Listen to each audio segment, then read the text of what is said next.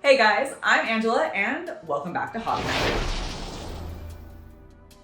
I absolutely adored getting to share with you my new studio space, and based on the comments and viewership on that video, you guys seem to enjoy it as well. Now, as I was going through the comments, there was one in particular that stood out to me. They suggested maybe I should do a hobby desk tour, and I've never actually done that, but I do get often asked, what kind of paints do I use? What are my favorite brushes? What camera am I using? What is this desk? So I thought today I should actually do an in-depth look at the Hobby Night hobby desk. All right guys, let's go ahead and get this tour started. Now we're gonna talk about the paints and such in a second, but I wanna focus on the table, which is the centerpiece of our room. This is a Norden table that I got from IKEA. It's a lovely little folding table that makes it super flexible. So if you're in a small apartment, you don't have a lot of space, get this little thing. You can fold those tabletops down when you're not using it, store all of your hobby supplies in the drawers that are on either side, and just tuck it away and then pull it back out when you do need it. And it's so nice. That's actually what I did when I bought this thing 6 years ago or something like that. It's been so long and I was in a much smaller space. I needed something flexible. This thing worked. Now I do want to call out that because this thing is a folding table and it's on this sort of tripod design, it does mean that if you bump it from the side, it's a little bit wobbly. It can wibble and wobble only from the side though. If you're pressing down on the top, it's totally fine. You can totally put pressure there. Hence why I've been using it for so long while I've been painting. But if you happen to check it with your hip or something, which I do all of the time, just make sure and hope that you aren't doing it while somebody else is using the table and you disrupt their painting. Because that, oh my God, I've done that so many times to the Chaos Cultist and I feel absolutely terrible about it. Okay, but other than that, this table is great and I absolutely recommend it. Now I want to talk about some of the other things that are actually attached to the table, including the camera that I've been using. This is a Canon M50 and it's a little bit of an older camera, but I have been using it for 4+ years and my goodness, she has done some good work for me. Thank you, girl. And I also wanted to discuss the lenses that I use specifically because I have two that I use all of the time. One is the macro lens that you see on here. It's a 35mm. This thing is great for when I'm actually filming my hobby projects, which you can even see a couple of them on the table right now, including Chaos Cultist Mephiston, which just looks absolutely stunning. I had to showcase it here for a second, forgive me. Now, back to the camera. This thing works great. I use the macro lens all the time for when I'm painting miniatures, and then I use the stock lens that the camera came with when I'm doing any of my other filming when I happen to be using the M50. I also have been using this PSA-1 Rhodes, I think it's a microphone mount technically, but I've been using it as a mount for the camera and it works great. It's super stable. I absolutely love this thing. Now, the one other thing that I want to talk about before we move on to all these paints and tools and such is the light here. This is from Neatfeet. This was actually a very early sponsorship of mine when I first started my channel, so I don't know if this company is still around, but it is a nice magnifying light. And it's been working really well for me. I am actually thinking about replacing it soon just because it doesn't do a super great job lighting up the space super late at night. And I do want to be able to work on more projects later into the evening. So I am thinking about replacing it, but it has been doing great things for me for the last 4 years. And I'm sure you can find something very similar on Amazon currently. But if not, it is Neatfeet. I don't know if they're still around, but feel free to check them out. We've taken a look at the hobby desk itself. Now I think we should take a look at the tools and the paints that I specifically use when I'm working at this desk. Since we're talking about paints, I thought it would be best for us to start with my favorite brand of paint, and that is the Citadel Contrast Color line. Now I love these things. I've actually been supporting this brand since its initial launch where it had its silly catchphrase of one thick coat. I just absolutely love how vivid these colors are, how smooth they are to work with, and they're just incredibly flexible paints. I love them. But I've actually expanded my collection quite a bit since getting all these contrast colors. As you can see, there's a whole bunch over there, and then we have the stuff that's on the wall here as well. And I wanted to showcase some of these other brands because you guys hear me talk about the contrast colors a lot. So I wanted to instead focus a little bit more specifically on the War Paints Fanatic line, which I just recently purchased, but I've absolutely been loving. These are a really good new opaque line from the, I think from the Army Painter, which I have been working with for the last couple of months, and they are so creamy smooth. Honestly, they've blown my mind. I've actually started using these way more frequently than I ever thought I would use opaque paints, because normally I really don't like how they behave.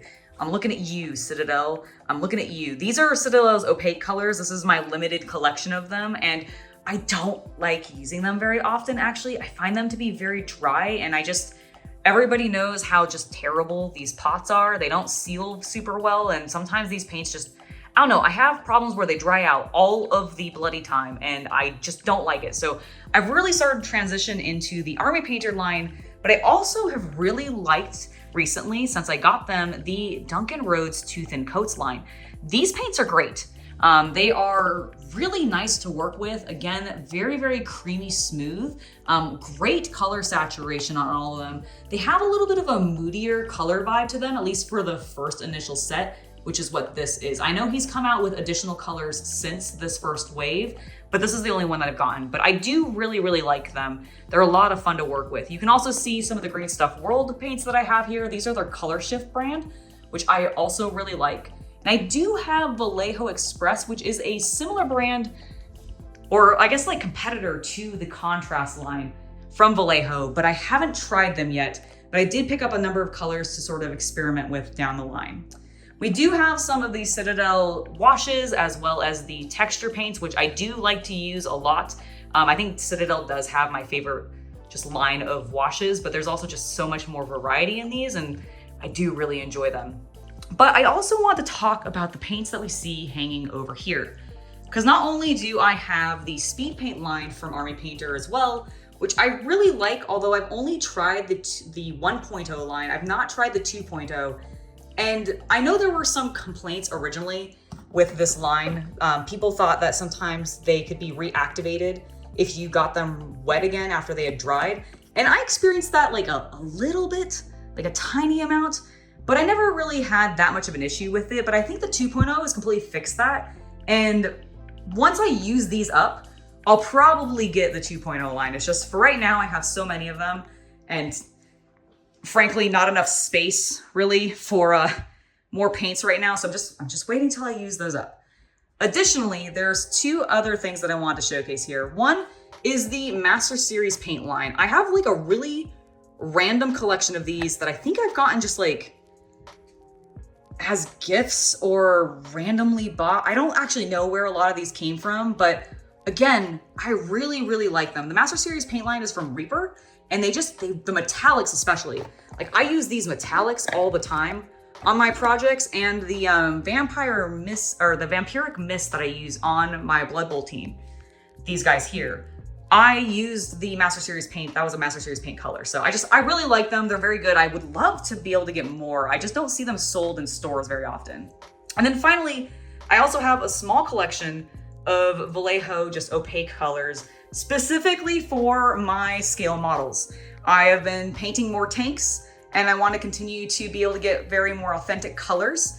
And I think this is a really good way to do it, because like those are some of the German colors, because I was working on a Panzer, etc. And I'm probably going to expand that as I continue to build other tanks and do other schemes from other nations, etc. And it's going to be awesome. So those are the paints. Now let's talk about the brushes. Hey guys, I'm just jumping into the video to remind you to hit that subscribe button if you're enjoying the content that you find here. And if you're into the spicier side of the hobby, then I invite you to join my VIP page. New subscribers get 50% off their first month subscription. I hope to see you there. Now, let's go ahead and get back to the video. Let's talk about brushes. Now, I don't have specific brand loyalty to any one brush maker or the other. There's actually a variety of them that I use, but I am going to talk about the 3 or 4 that I use most frequently to help give you an idea of maybe what to pick up the next time you're at a store or needing to replace your next brush, especially if you end up using very similar paints to what I do. Now, speaking of the paints that I do, I think the Citadel contrast color line, including the Army Painter speed paint line, and even probably Vallejo's Color Express line, because they all behave very similarly to inks, they're gonna work really well with watercolor brushes, which is what this is right here. And this is one of my larger brushes that I use most predominantly when I'm working on larger scale miniatures, both like Hive Tyrants or things like terrain, etc. And I still want to use contrast colors especially. This thing is a watercolor brush. It's from the brand called Escada, but you can use whatever watercolor brush brand that you want. There are dozens and dozens out there. And what I like about it is a mix of synthetic as well as the Kolinsky sable hair that you often see in the fancier, more expensive brushes, which helps it keep its shape a little bit more, but it also helps absorb all of that color a lot better. So especially if you're working with those contrast colors, you really get to load your brush up with paint, and then you can control where you apply it with the pressure that you're putting on the brush. It's really, really nice, and I highly recommend it. Additionally, and probably the brush that I use the most frequently right now, is my Tamiya size 1. This is a great little brush. It's just a modeling brush. It's a little bit on the pricier side, I suppose, but I use this thing for pretty much everything right now if I'm working on a smaller scale model. It's great for detail work. It keeps its point immensely well. I clean it regularly with my brush cleaner, so I do recommend taking care of your nicer brushes, but if you do, these things can last you a really long time. I've had one of these brushes for like so long that the fennel actually pulled out. It's not this one, but I only recently had to throw it away, and I think I had it for like 2 years, and it finally gave out on me. So these do last quite a while despite their slightly more expensive price. I also would recommend when you're dry brushing, one of two things, because I do a lot of dry brushing, both for creating a zenithal and or a grisaille technique style foundation for my models, or just add highlights, because that's how I like to do the highlights, because I don't have the patience for edge highlighting. I either will use the Army Painter's round specific dry brushing brushes, or I'll get just a cheap sort of square brush. I really like square brushes for dry brushing, especially on inorganic shapes. So like if you have a lot of stone walls or just those kinds of surfaces, like flat angular surfaces, I find that the square brushes just work super well. I don't really know why. Maybe it's because it's also more angular and less rounded like the, Army Painter one, but it works really well and I use it all of the time. So those are the brushes that I use most often, but really go out there, find a brush that works for you, especially with the paints that you're using, and go with that, because there are dozens and dozens, probably hundreds of options out there for brushes. And I have tried a whole bunch of them, and those just happen to be 4 or 5 of the ones that I happen to use the most frequently. Table, camera, lights, paints, and brushes. These are many of the things that you guys frequently ask me about when it comes to my studio space and what I use. But there's one other element that you guys often ask about, and that is, what do I use to actually store all of my hobby supplies that I have? And I'm gonna showcase that for you now. We're gonna take a look at the drawers that I use. Starting with these Hobby Zone drawers, which I've had for almost as long as I've had the table, actually, now that I think about it. I got these very shortly after I bought the table because it worked really well. These actually were on the table for the longest time, but now they're stored a little bit elsewhere. But let's actually talk about them because I love these things. These ones are really great for the Citadel pots because they just have an open space. You can put a ton of them on there and keep them organized however you want. And they even have these little slots for putting brushes or other tools or those kinds of things. I have some of my scraping tools and paint tubes and such in here.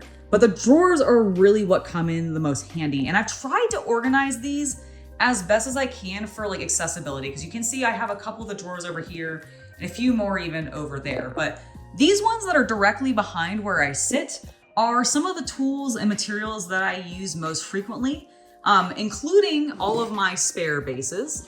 As you can see, there are many. So for all of those kits that I've opened up, when I haven't used all the bases or just use different bases on them, they all end up in here so they can be easily accessed. I also have some of my ready-made bases that I get from Gamer's Grass, which I absolutely love. These are specifically for my orcs, and well, I need to work on them.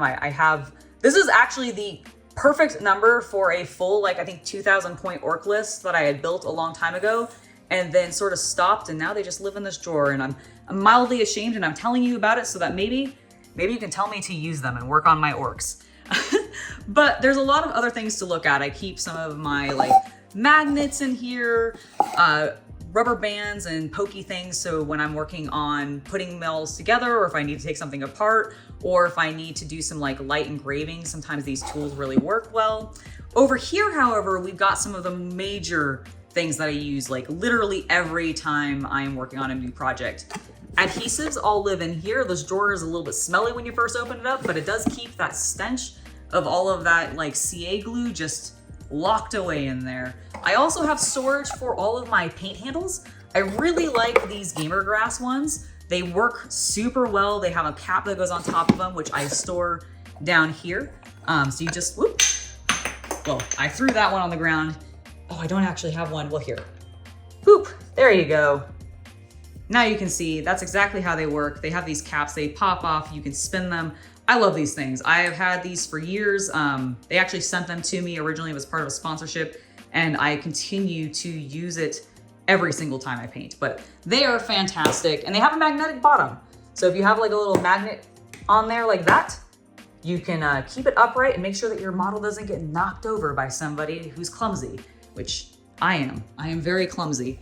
But yeah, so we keep all of the handles in here, all the tops in there, along with the mixing balls. I put these in all of my contrast paints just to help mix the pigment in with the solution so that I get a really nice, good color. As well as the putty. So that's what's in this drawer predominantly. We have a couple other tools like our sanding tools, masking tools, etc. And some cork if I ever feel like I need even more paint handles. I do have the old cork method as well. You can use whatever you want. Whatever makes you happy, man. I really like the handles though. It's just super convenient. Now, over here, when it comes to these drawers, these are actually where I keep a lot of the basing materials. This is where all my Gamer Grass and Army Painter tufts are. And I've tried to organize them based on like color and style. So Gamer's Grass Wild Tufts are all over here. The Army Painter just round tufts are here. And then this is flowers, and these are just the small packets that I have. Then on the bottom here, I have my alien grasses as well as these like really cool new terrain pieces. They have their like, they're plastic and they make these really cool alien life forms. And I have some ideas of what I might end up using these on, but I haven't committed to it yet, but I have a couple of packs to test out. But these alien colors, these are some of my favorite grasses to use. They're just so vivid and beautiful, and it's totally my style. But I also have in here my other favorite thing from Gamer's Grass, and that's these short tufts. These are like 2 millimeter or something like that, or maybe even smaller, but they're short, they're wild shapes, which just works really well around guys' feet and everything. It just, oh, I love these things. And they come in a variety, like a huge variety of colors, as you can see. Like there's a ton here. And I really think they're super awesome. And I would highly recommend checking them out. And also, Gamer's Grass, if you want to sponsor me at some point, that would be awesome. I love your stuff. Anyways, let's, I've pulled this drawer completely out. I've messed up my tufts. I'm going to just slide that in there. I'll fix that later. Let's go around to the other side. Boop, boop, boop, boop, boop, boop, boop, boop, boop, boop. And check out what's over here. So this is, again, more basing materials, but this is where all of my resin extra bits for like putting, you know, pillars or tiles on bases and doing some fun stuff like that, as well as a few more of the Gamer Grass ready-made bases. These I actually think I got for my Sisters of Battle. Again, an army that I started and haven't continued, and now the bases just live in here. Help me finish them. Let me work on my pile of shame. Get me to work on my pile of shame is really what I asked. And I also have some ready-made bases here, but these ones are unpainted.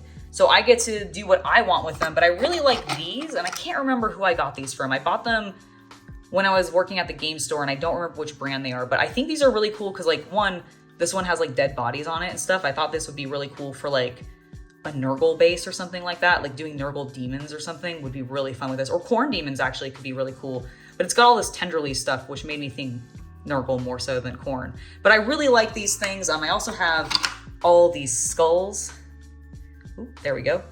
Which I really, really like. I did use one of these when I did the Slambo miniature. I put him on one of these and gave him a river of blood surrounded by bones. And so that's where these come from. I also have some of my sculpting materials in here, which is, I don't use very often, but I like having them around because sometimes it's good for gap filling, or if you really need to like stick a resin piece together, sometimes putting some milliput and letting that seal on there really helps that out. In addition, I have some drawers here, but these are actually mostly empty. There's a few things in here, like some Tamiya putty and some just like basic tools, but these are so fresh that I actually haven't filled them fully yet. And I'm ashamed of it a little bit. But over here, we have some more just basing materials and some of my less used stuff, which is why it ends up being in this corner. I have, again, some resin material that I can put on as bases or use in terrain builds, which is why I predominantly got these. I also have a variety of just like plastic bags and other miniatures shoved in here. Some of my, I do actually use these fairly regularly when I'm using my powders, as well as having additional basing materials in here. Actually, I think I have a place where I can put those, so I'll take those out. These can just be the basing materials. But yeah, there's a bunch of little drawers. These are all Hobby Zone. These two are ones that I got off of Amazon. You can find them pretty easily if you just put in like, I think paint storage or like paint display. These will come up pretty regularly. They work really well. They're fairly easy to assemble and I do recommend them, although the Hobby Zone stuff is just, I don't know, there's a look to it that I absolutely love. And I'm really glad that I have these sets. I really kind of want to get more, but they're from Poland, so I think they take a little bit of time to get here. So that's why I ended up getting these. I needed them faster. I ended up with too many paints and I just needed additional storage really fast, so I ordered these. But that is the storage and what's kind of in the drawers. And I think with that, we'll go ahead and wrap up the studio tour. I hope you enjoyed today's close-up of my hobby desk. I wanted to try to go over all of the things that I thought you guys most frequently asked me about. If there's anything that I missed, let me know in the comments. I will totally answer those questions and tell you about any of the other things that you saw amongst the tour that maybe I didn't go over in detail. But I do hope you enjoyed this. And before I head out, I want to give a huge thank you not only to my YouTube members, but also my patrons. Without your guys' support, we would not be able to do this, so thank you very, very much. I have been Angela, and I hope you have a wonderful hobby night. Bye.